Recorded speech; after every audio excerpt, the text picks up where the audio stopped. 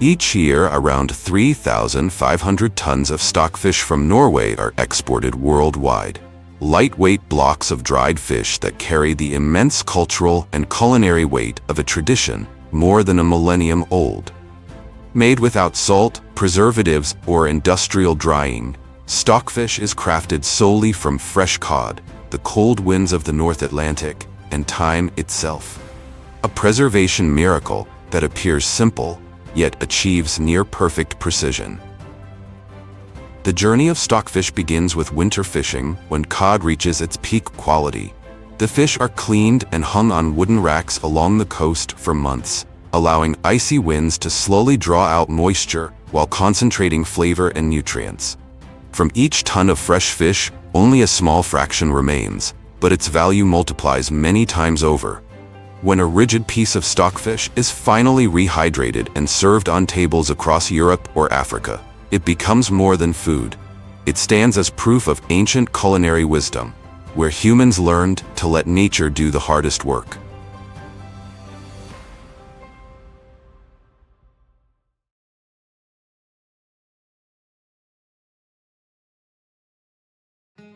To create a finished piece of stockfish, time matters more than any technology. Fresh cod must be hung outdoors for 3 to 5 months, then left to further mature so its flavor can fully develop. This harsh process reduces 5 kilograms of fresh fish to just 1 kilogram of stockfish. Each piece a crystallization of loss and patience. In its dried state, stockfish is almost wood-like. Impossible to cook immediately. It must be soaked in water for days to awaken the structure of the flesh. Once revived, it becomes a nutrient-dense food, rich in protein and minerals, having sustained sailors on long voyages across icy oceans for centuries. Today, stockfish has moved far beyond its role as survival food. In Italy, especially in Venice and the Veneto region, it is a prized ingredient in traditional cuisine. In Africa, particularly Nigeria, stockfish is revered as a powerful umami seasoning, deeply woven into everyday cooking. At present, premium stockfish can reach prices of up to USD $150 per kilogram, rivaling or even surpassing Alaskan king crab. This price reflects a clear market paradox: limited supply paired with ever-growing value. Stockfish exports alone generate nearly USD $85 million, transforming a seemingly humble dried fish into a global luxury commodity.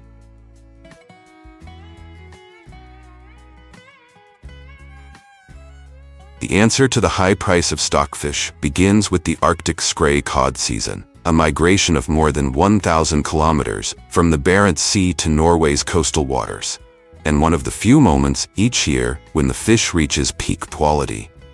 At this stage, scray cod has a high lean meat ratio, low fat content, and muscle fibers firm enough to withstand natural air drying. The core fishing season starts in early spring and lasts only 3 to 4 months, forcing vessels to head out continuously.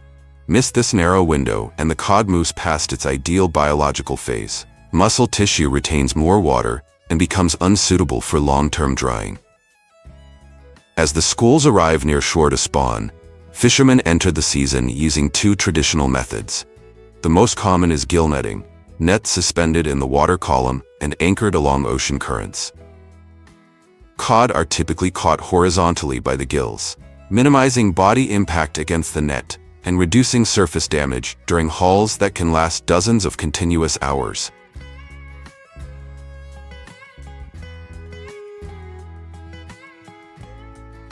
The second method is longlining, lines stretching several kilometers and fitted with thousands of hooks.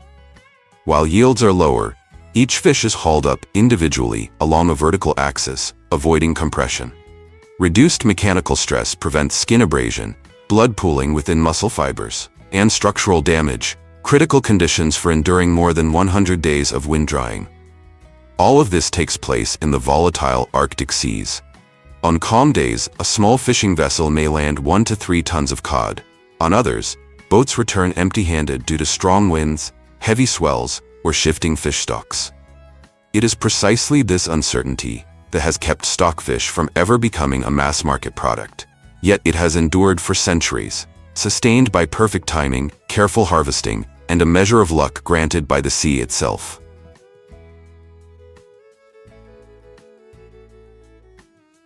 But the catch is only half the journey. Right on the deck, as the cod are hauled up from the icy depths, a small hand processing line is already in motion. In temperatures hovering around -4 degrees Celsius, the fishermen work tirelessly amid the biting wind and spray. Each voyage brings in over 15 tons of cod, and every fish is handled immediately on site, usually by cutting the gills or making a shallow incision near the neck to drain the blood. This quick treatment helps preserve the freshness, stabilize the pH of the flesh, and prevent bacterial growth throughout the long, restless hours at sea.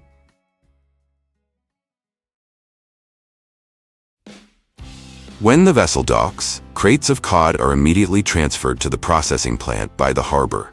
The chill of the sea still clings to their scales as they move along the first conveyor line. A short 50-meter path linking the ocean straight to the cutting tables. Here, the full processing begins. Each fish is beheaded, gutted, and cleaned with swift, precise strokes. Skilled workers use slender knives, slicing diagonally along the belly to open the cavity without rupturing the gallbladder or intestines, preserving the fish's clean flavor and bright flesh. Each worker can process up to 1,200 fish during an 8-hour shift, a rhythm sustained only by years of experience and muscle memory. The entrails are removed in a single decisive motion, halting internal decay, and the fish are then rinsed in seawater, chilled to 2 degrees Celsius to stabilize the texture.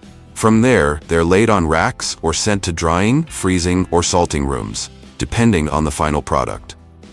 The entire process takes only a few minutes. Yet every precise cut determines the quality of the catch that will become premium stockfish, celebrated across Northern Europe as the purest taste of the cold sea.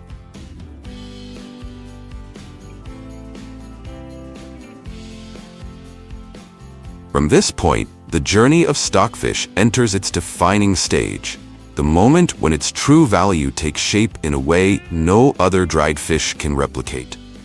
After processing, thousands of cod are hung outdoors on vast wooden racks, stretching for nearly 300 meters along the Lofoten shoreline, where the cold North Atlantic wind blows day and night. The drying frames are engineered with precision.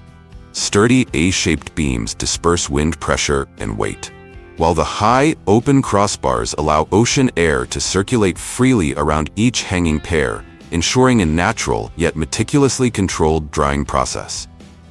Because the body and head dry at different rates, they are hung separately, but all follow the same traditional posture, head down, belly open, allowing gravity to draw out moisture evenly. Over the course of 2,800 hours with air temperatures rarely rising above 5 degrees Celsius and humidity hovering around 70%, the fish gradually dry from the inside out without ever spoiling. The muscle fibers tighten, proteins and collagen fuse together, forming a dense, elastic texture, the secret that allows stockfish to keep naturally for more than 3 years without a grain of salt or any preservative. When the fish reach their equilibrium point, reduced to roughly 1/3 of their original weight, they are moved into curing lofts to lock in moisture balance and flavor. Under the pale northern light, thousands of white cod hang in rows like an inverted forest swaying in the wind, monumental yet silent, marking the near completion of the journey from deep ocean to Norway's most revered delicacy, the legendary stockfish.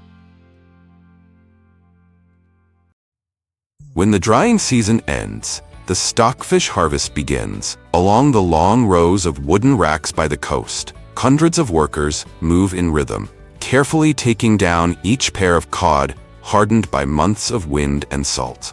By this stage, each fish has lost nearly 3/4 of its original weight, the body firm, the flesh translucent like amber. A light tap produces a crisp knock, the unmistakable sign that the fish has reached perfect dryness. The harvest continues for 7 to 10 days, from dawn until the last light fades behind the snow-covered peaks. On site, the fish are sorted by size, color, and dryness, before being moved to storage for final stabilization. The finest batches, pale, evenly dried, and silky in texture, are marked for export to Italy, Portugal, and Japan, where stockfish is regarded as a culinary emblem of the northern seas. And so, each season, nearly 2 million cod are taken down from the racks across the Lofoten Islands, completing the long, disciplined cycle of the cold sea.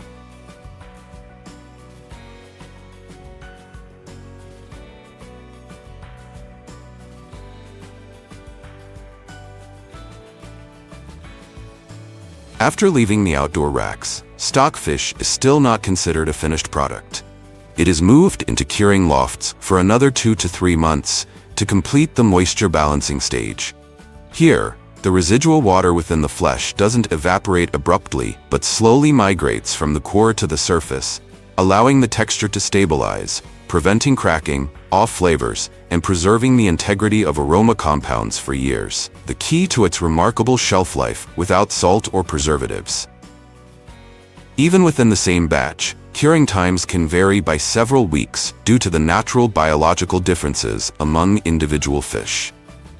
Although the surface may appear dry, slow-forming internal mold can still occur. For this reason, stockfish is inspected regularly by hand and scent, a traditional yet highly precise method, perfected through generations of experience. Only after passing this final stage does the stockfish qualify for export to key markets such as Italy and Nigeria, completing the journey of a dried fish that has become a true heritage craft.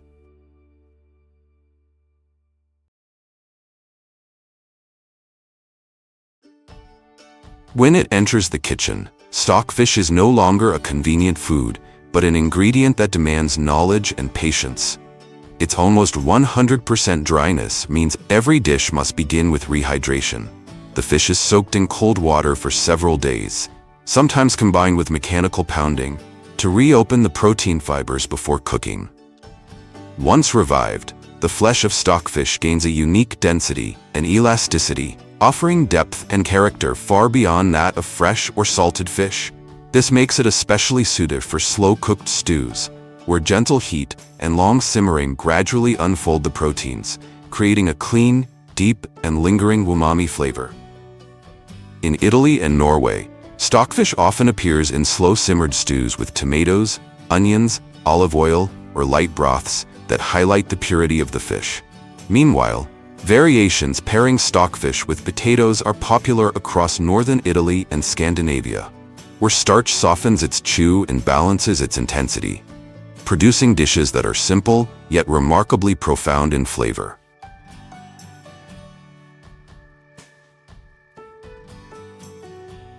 Yet, when it comes to dried cod in European cuisine, stockfish is often mistaken for bacalhau, the soul of Portuguese cooking. Both share the same origins, North Atlantic cod, and the ancient need to preserve protein for long voyages at sea.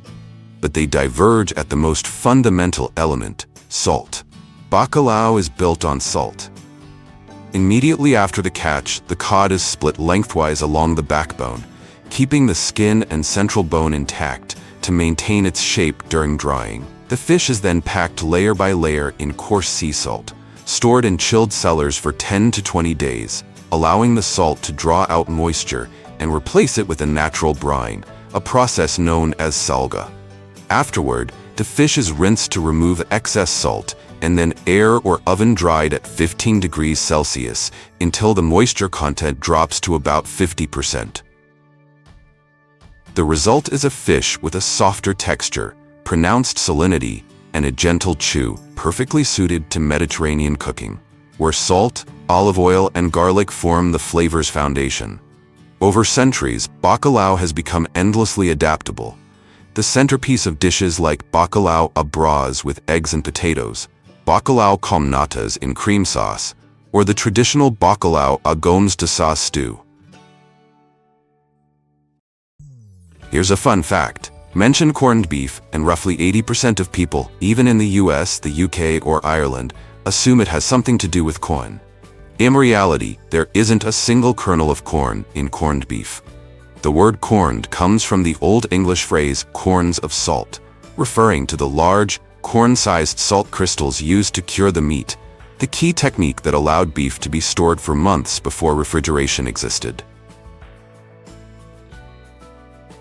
Compared with fresh beef, corned beef retains the same protein content but is noticeably saltier due to the deep curing process. This very trait made it responsible for more than 20% of the protein intake of British and American troops during World War II. The famous Frey Bentos cans not only sustained Allied forces, but became so strategically important that Nazi Germany sought every possible way to disrupt the supply lines carrying them. Today, Brazil, Argentina, and the United States form the three powerhouses dominating the global canned corned beef market. Though much smaller than the fresh beef industry, this crucial segment still generates over $9 billion annually and appears across every strategic distribution channel. From supermarkets and emergency stockpiles to humanitarian aid programs and long-range maritime logistics.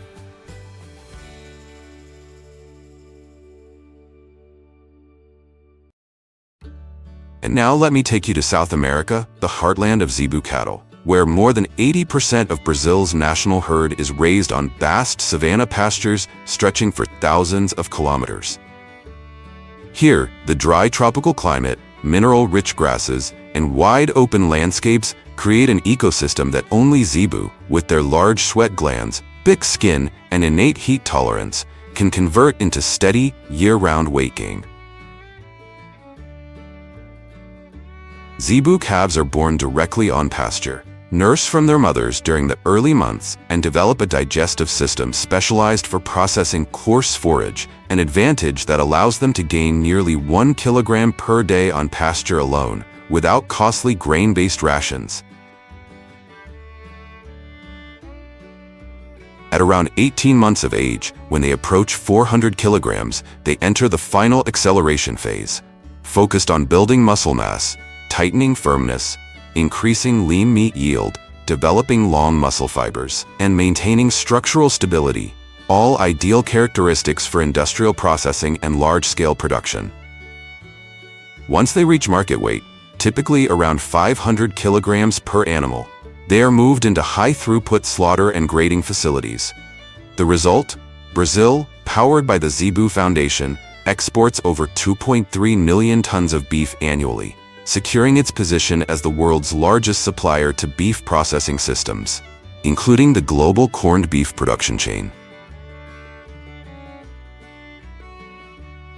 Thanks to low production costs, consistent weight gain, and competitive emissions per kilogram of meat, even under intense heat, the Nelore has become the only cattle breed capable of operating smoothly at the massive scale needed to support a multi-billion-dollar industry.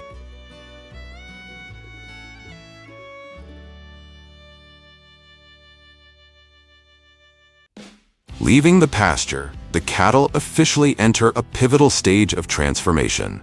From a living organism into the foundational raw material that begins the entire corned beef production process within the factory. At the start of the process, the cattle are placed in a restraint box and rendered unconscious using a captive bolt gun, aimed precisely at the center of the forehead. The shot instantly disrupts central nervous activity, causing the animal to lose consciousness almost immediately and feel no pain. This step is designed to ensure the highest level of humane slaughter.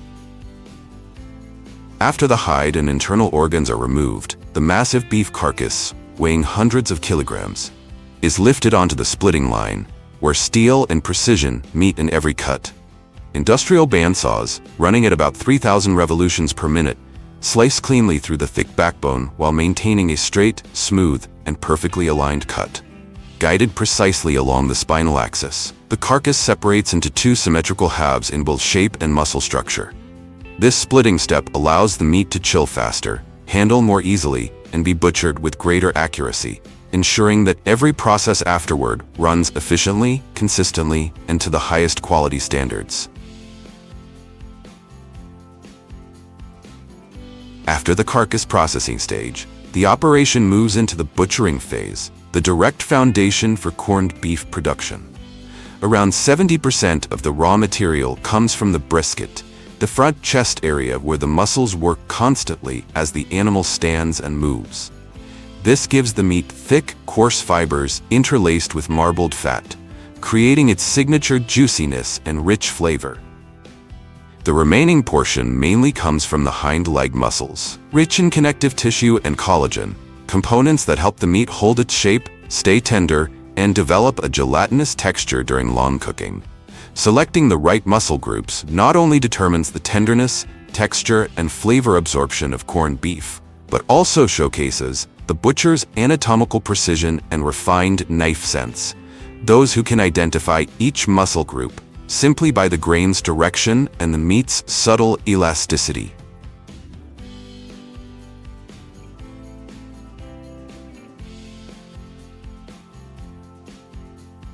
Immediately afterward, the meat enters the curing stage, the critical phase that determines the flavor, color, and microbiological stability of corned beef. The meat blocks are placed into standard brine tanks containing water, salt, nitrite, and a precisely measured blend of spices. On average, each piece of meat absorbs 10 to 12% of its own weight in brine, allowing the solution to penetrate deep into every muscle fiber. At the same time, many factories use high-pressure brine injection systems with needles as fine as 1.2 millimeters to deliver the solution directly into the muscle tissue. This technique reduces the curing time from several days to just a few hours, while ensuring the salt concentration and signature pink color are evenly distributed throughout the entire batch.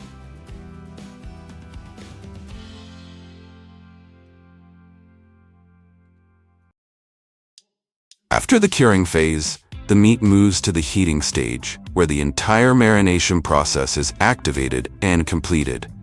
The beef blocks are slow cooked in industrial steam kettles for 3 to 5 hours, depending on the thickness and muscle structure of each cut.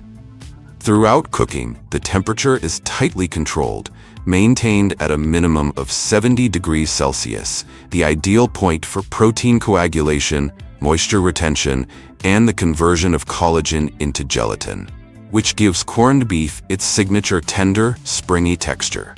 Surrounding steam ensures even heat distribution, preventing surface drying or fiber shrinkage.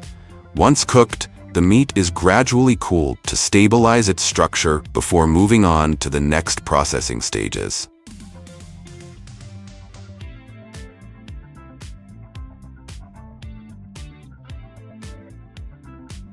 After cooking, the process moves to the product forming stage, where the final texture of the corned beef is defined.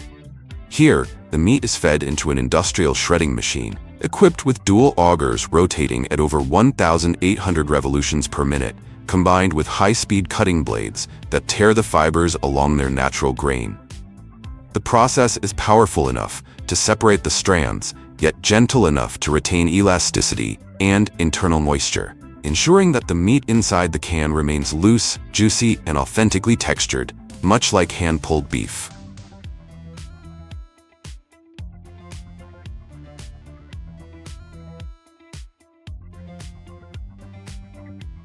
For the canned corned beef line, the process expands into a fully enclosed and highly precise production chain. An automatic compression system packs the meat into cans under high pressure, eliminating all residual air to prevent swelling during heating. Each can is measured to the gram, with a weight deviation of no more than 0.5%. After sealing, the entire batch is transferred to high-pressure steam retorts, where it is sterilized at 121 degrees Celsius for over 90 minutes. Conditions that eliminate microorganisms and allow the product to be stored safely for 3 to 5 years without preservatives.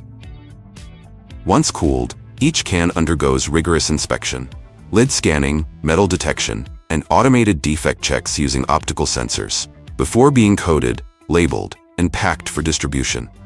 The entire operation integrates thermal technology, precision mechanics, and digital inspection turning every can of corned beef into a perfectly stable, safe, and industrially refined product.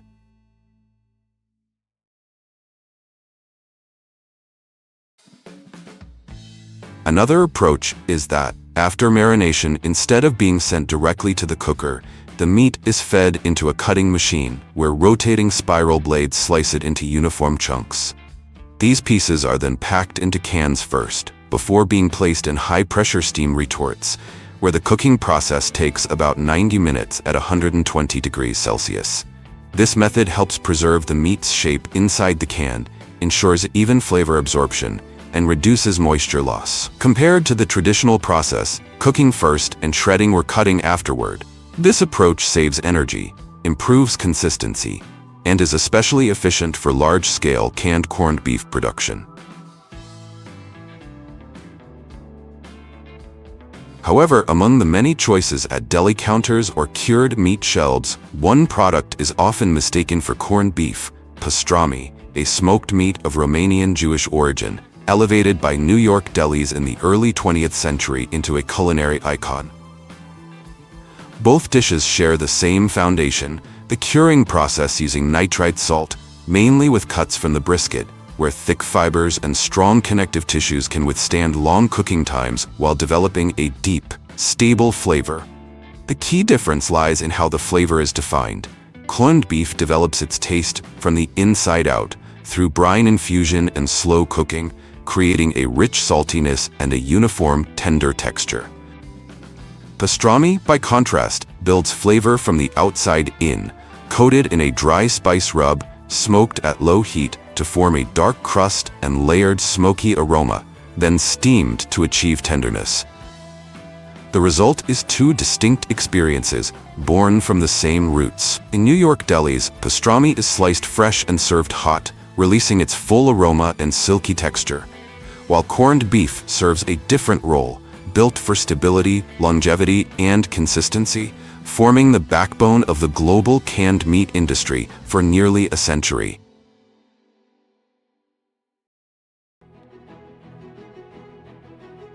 Although there are hundreds of fish species offshore, fish sticks in fact revolve around only a few main names, of which Alaska pollock accounts for up to 90%. The rest are hake, cod, and haddock.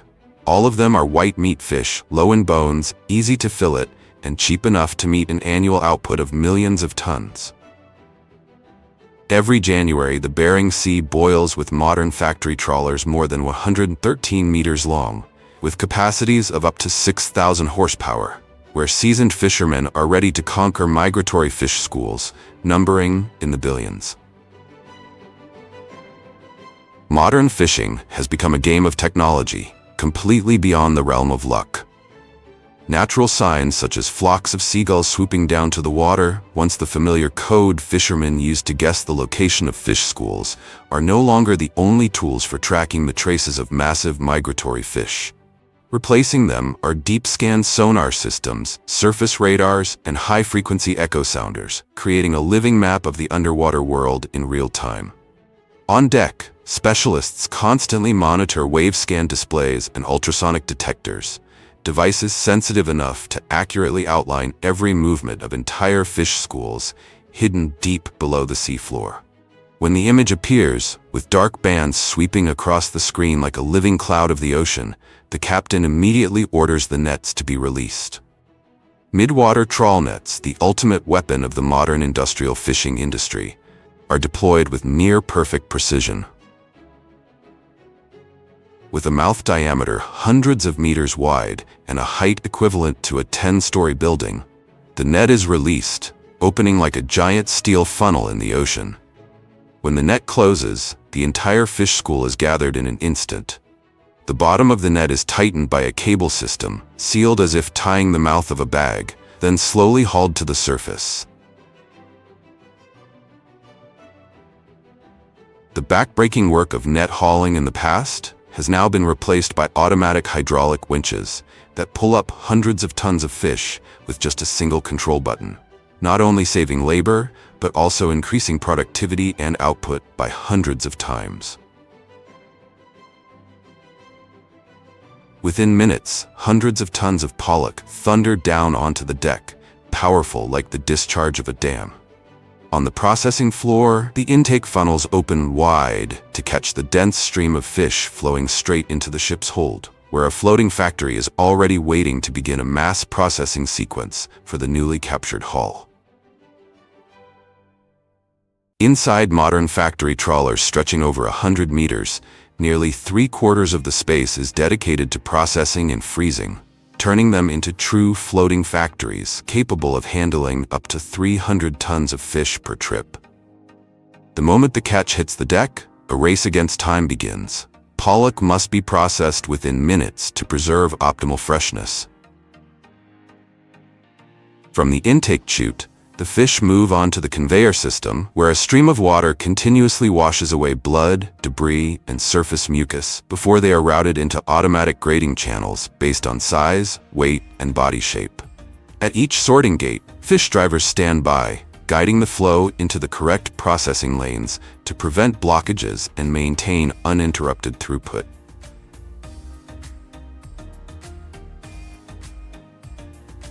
After grading, the fish are sent to the automatic gutting machine, where a high-speed rotating blade slices along the body, removing the viscera in just a few seconds per fish. Next, the head-body bone separation system operates continuously, processing more than 100 fish per minute. This workflow ensures that the resulting fillets are almost completely free of fine bones, an essential requirement for fish stick production. The fillets then move on to the candling stage. Each piece is examined under intense light from an illuminated table to reveal any remaining bones, blood spots, or tissue defects. Skilled workers at the candling stations quickly remove these small imperfections, a seemingly minor step, yet one that ultimately determines the final quality of the fish block.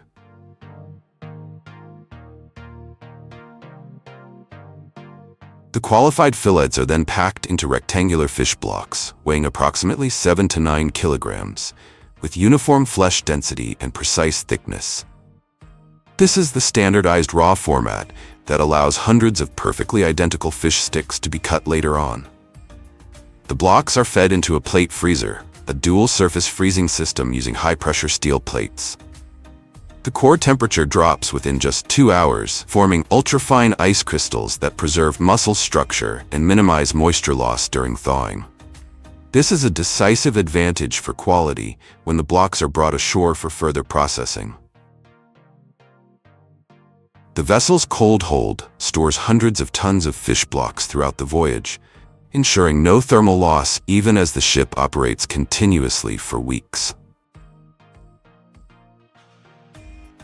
The long journey at sea for these frozen fillet blocks officially ends when they are brought ashore and sent directly to the fish stick processing plant, the final and most demanding stage in the production of this convenient food.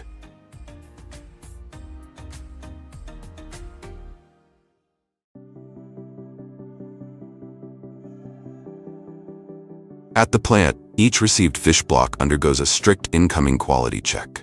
Specialists measure the block's dimensions and weight, verify core temperature, flesh uniformity, color, and moisture loss.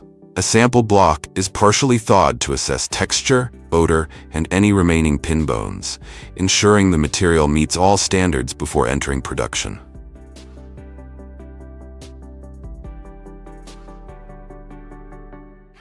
After passing the inspection, the fish blocks are moved to the slicing area, the first step, and the one that defines the overall structure in the production of fish sticks. On the slicing line, the frozen fillet blocks are fed through a high-speed bandsaw, dividing them into fillet sheets of uniform thickness before the automatic cutting system takes over and slices them into hundreds of sticks with millimeter-level precision, 10 to 12 millimeters thick, 20 to 25 millimeters wide, and 60 to 90 millimeters long. This exacting precision is essential for achieving perfect consistency in the subsequent coating, frying, and freezing stages.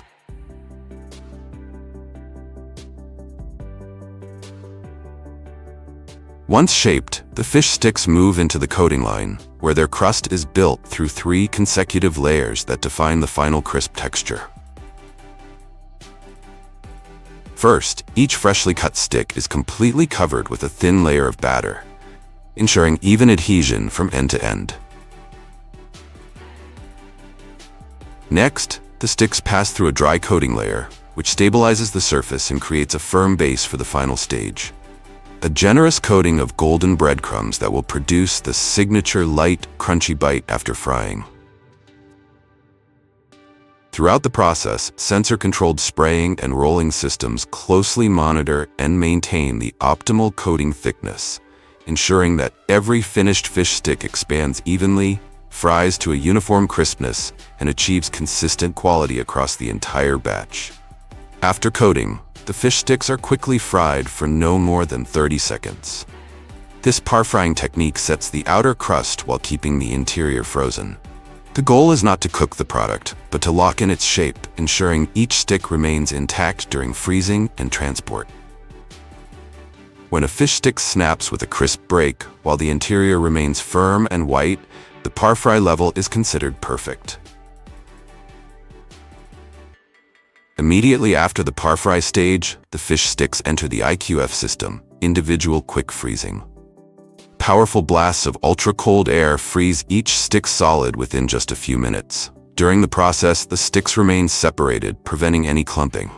IQF technology ensures not only free-flowing products but also preserves the muscle structure, moisture content, and overall quality throughout storage and transport.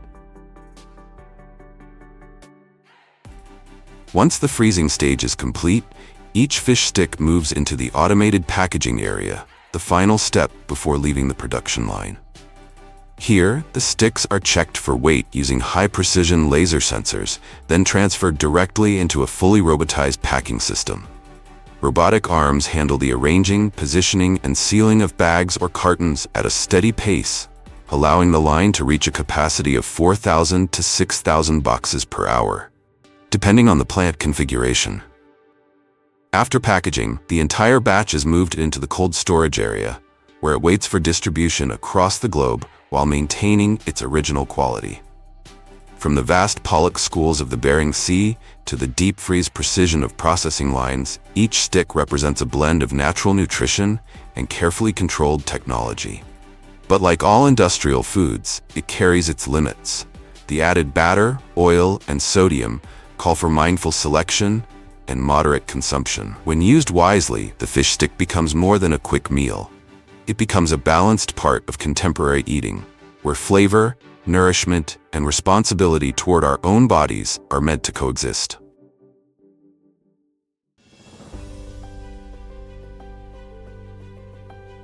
Among the roughly 950 recorded species of sea urchins, only 18 are harvested commercially, with major catches coming from countries such as Chile, the United States, Russia, and Canada.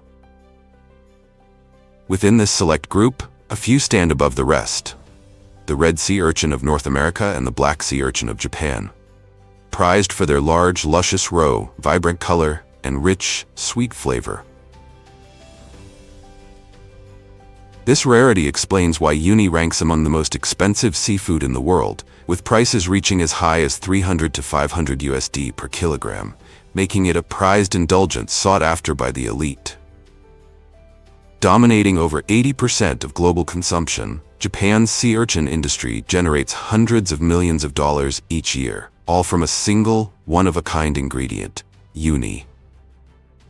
For those who have never tasted it, imagine a spoonful of sea egg butter, silky and melting instantly on the tongue, leaving a rich, briny finish as alluring as soy-marinated egg yolk, with a hint of sweetness and a whisper of seaweed. Yet the story of sea urchins reaches far beyond the plate. They are the gardeners of the ocean, tending kelp forests and maintaining balance in the seafloor ecosystem. But when natural predators like sea otters vanish, or when urchins graze away every kelp spore, their populations can explode, turning lush marine landscapes into desolate urchin barrens.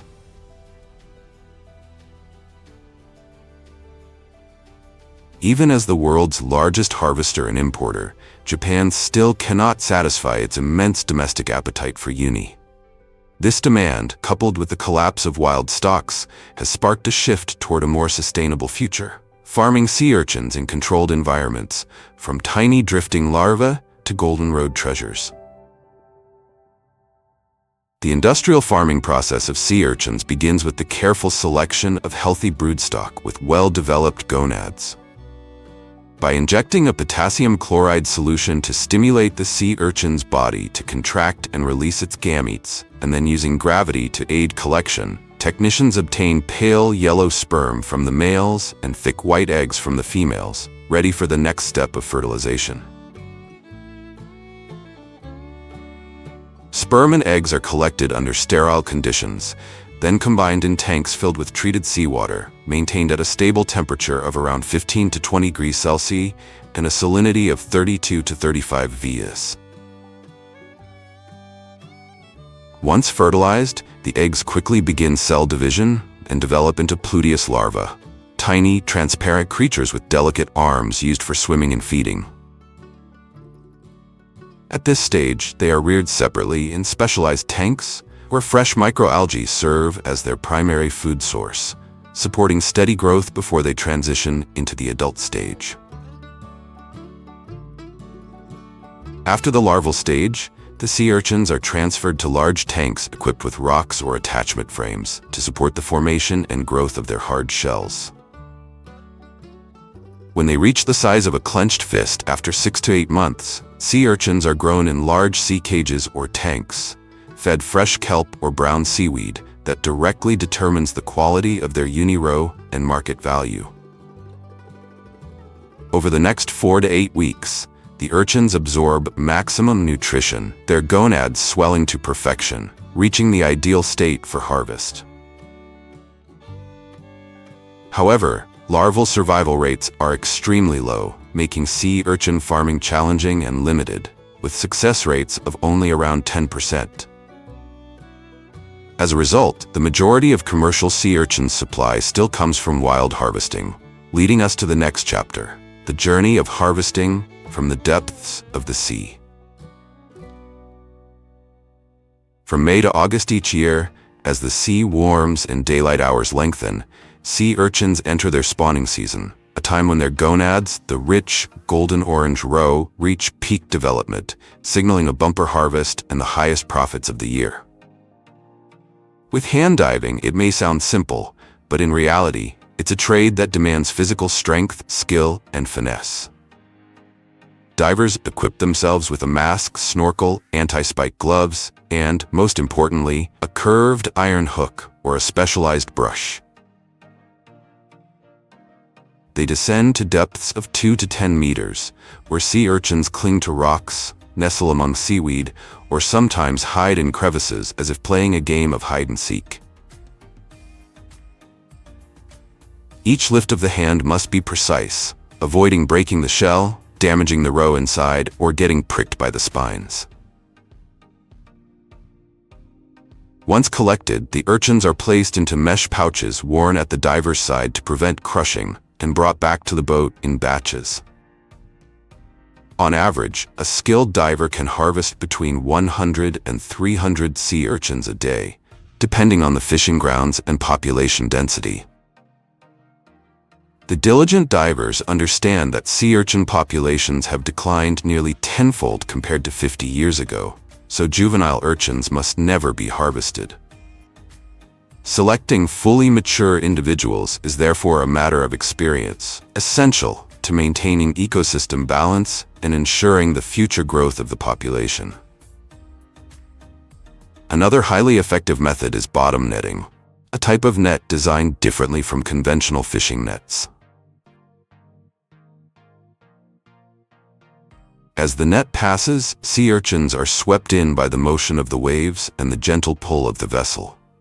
This method allows for a much larger catch in a shorter time compared to hand diving, making it suitable for industrial-scale harvesting. However, its drawback is a higher damage rate. Urchins are more likely to be bumped, crushed, or mixed with seaweed and gravel, which directly affects the quality of the roe inside. Once the prized catch is secured, The fresh sea urchins are placed into special perforated plastic containers, lined with a layer of cloth or soft material to prevent breakage. They are then swiftly transported to processing plants to preserve their pristine condition before these delicate treasures can spoil. Here, the race against time begins as each one moves through a tightly controlled production line, where every step is designed to capture the very best of what they have to offer.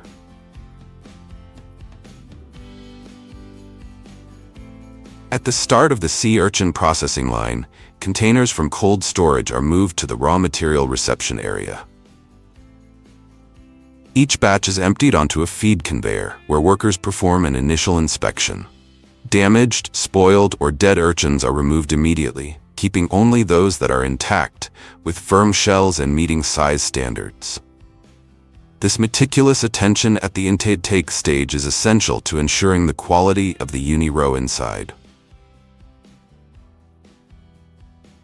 Once they pass the initial inspection, sea urchins are moved to the processing area, where the most crucial step takes place, splitting the shells. Workers use a specialized splitting tool with a sharp curved blade and a smart lever mechanism, achieving an average speed of 80 to 100 urchins per hour. By positioning the blade precisely along the seam between the two shell halves and applying a gentle twist, the urchin is neatly split open to reveal the edible treasure inside.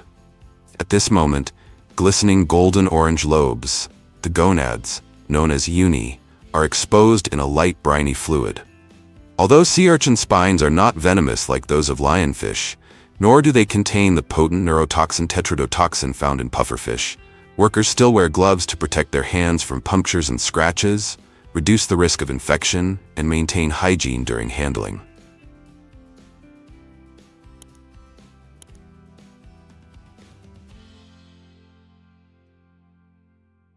Splitting the shell is only half the journey, for the roe of the sea urchin, known as uni, is as smooth as cream, fragile, and extremely sensitive to any physical contact, requiring the extraction process to be carried out with absolute precision and care.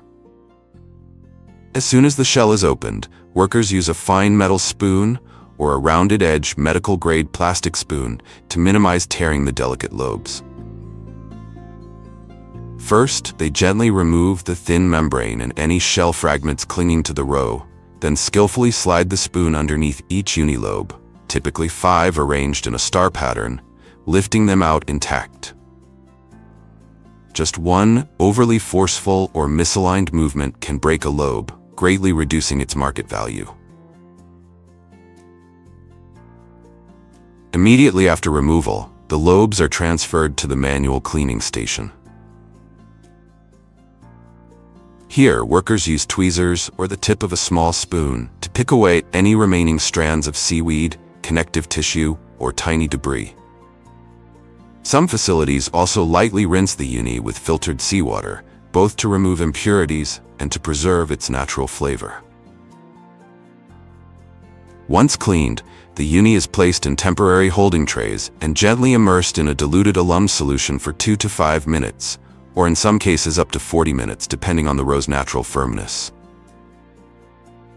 This step helps lock in the shape, enhance firmness, preserve the golden hue, and stabilize the distinctive taste, from its rich briny creaminess to a subtle sweet finish, meeting premium export standards.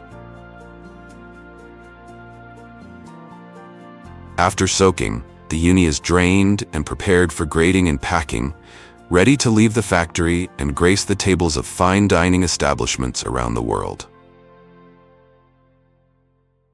After processing, each piece of roe is carefully arranged by hand into specialized plastic trays or premium wooden boxes, depending on market requirements. This step demands both an eye for aesthetics and skilled precision. The roe must be placed in its most visually appealing orientation, kept intact without any damage, and each box must display uniformity in color and size. The finished boxes of uni, priced at around $100 to $500 depending on grade and origin, are sealed, rapidly chilled, and moved to the final inspection area before being placed in deep cold storage, ready to make their way to high-end sushi restaurants or the most demanding export markets. One of the most common mistakes restaurants make when receiving uni is not using it immediately, instead storing it at overly low temperatures or allowing it to come into direct contact with ice, altering its flavor, stripping away its natural sweet creaminess, and compromising its delicate, smooth texture. From the depths of the sea to the finest dining tables, uni, ranging from the prized ingredient in premium Japanese sushi to a costly delicacy on international gourmet menus, carries the story of a fragile treasure that holds the full essence of the ocean.